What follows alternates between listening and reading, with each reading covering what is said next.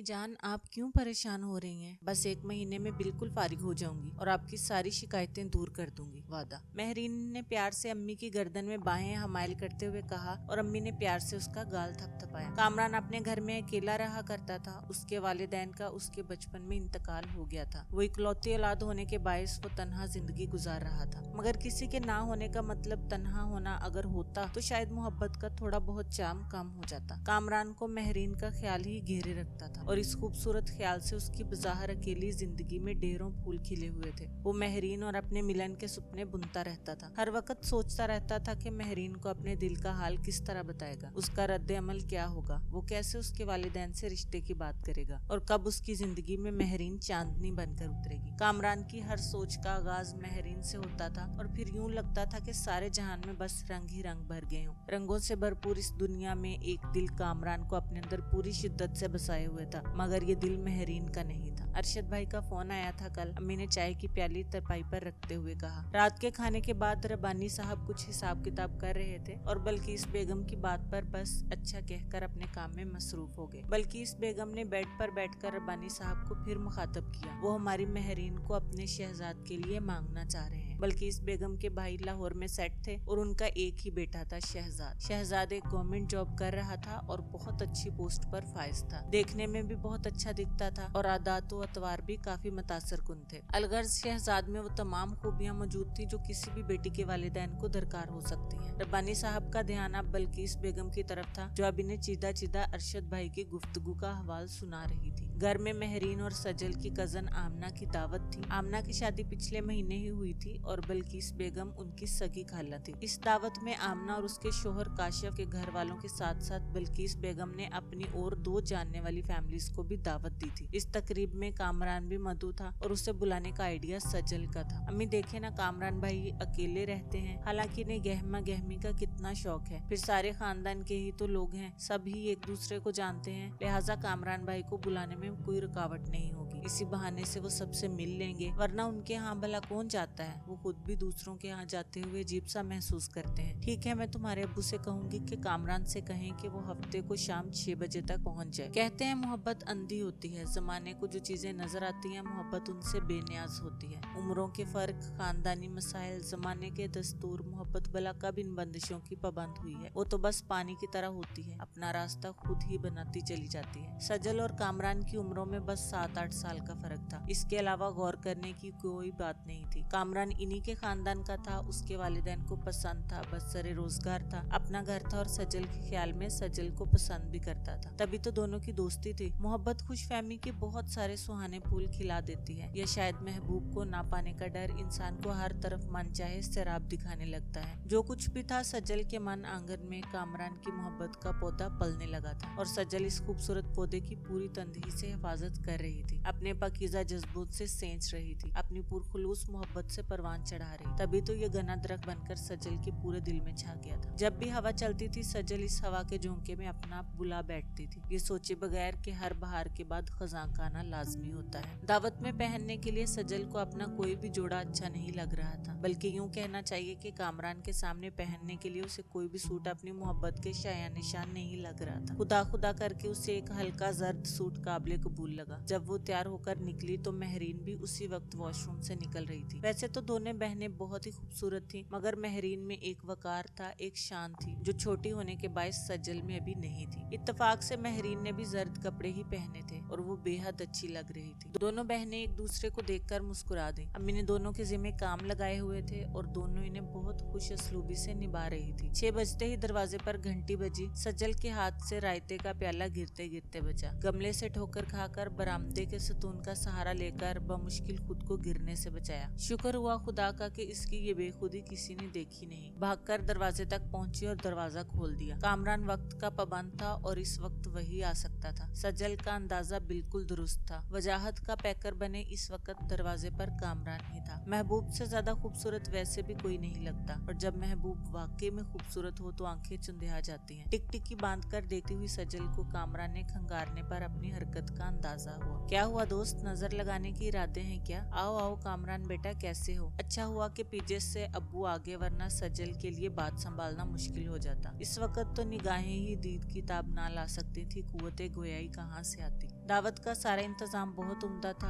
एक एक चीज बहुत बढ़िया थी। सब मेहमानों ने बहुत सराहा और मेजबानों की मेहनत वसूल हो गई। जब मेहमान चले गए तो महरीन ने अपने घर वालों और कामरान के लिए चाय बनाई। कामरान को सजल ने रोक लिया था। अब्बू हस्बे आदत चाय लेकर कमरे में चले गए और अम्मी और महरीन किचन का फैलावा समेटने। आपका फेवरेट कलर व्हाइट है ना? सजल ने अपने यकीन की तस्दीक चाही या शायद बात करने की तमहीद बांधी। हाँ, व्हाइट भी अच्छा लगता है, पर आज से फेवरेट कलर ऑरेंज हो गया है। कामरान ने मुस्कुराते हुए चाय का कप लबों से लगा लिया और सजल के दिल की धड़कन तेज हो गई। सजल 18 साल की हो चुकी थी और महरीन 22 साल की। आमतौर पर कहा जाता है कि इतनी छोटी उम्र में इंसान मोहब्बत की गहराई को समझ नहीं पाता, बल्कि इस उम्र में किसी से मोहब्बत करना कच्ची उम्र की नादानी कहा जाता है। पर अगर मोहब्बत और उम्र का कोई ताल्लुक होता तो शायद वो लोग जो एक मखसूस उम्र पार कर चुके हैं कभी बेवफाई ना करते, उन जोड़ों में कभी अलहदगियां ना होती। मगर ऐसा नहीं होता, हो भी नहीं सकता। मोहब्बत का ताल्लुक सिर्फ दो दिलों से होता है, उसके अलावा कुछ भी नहीं।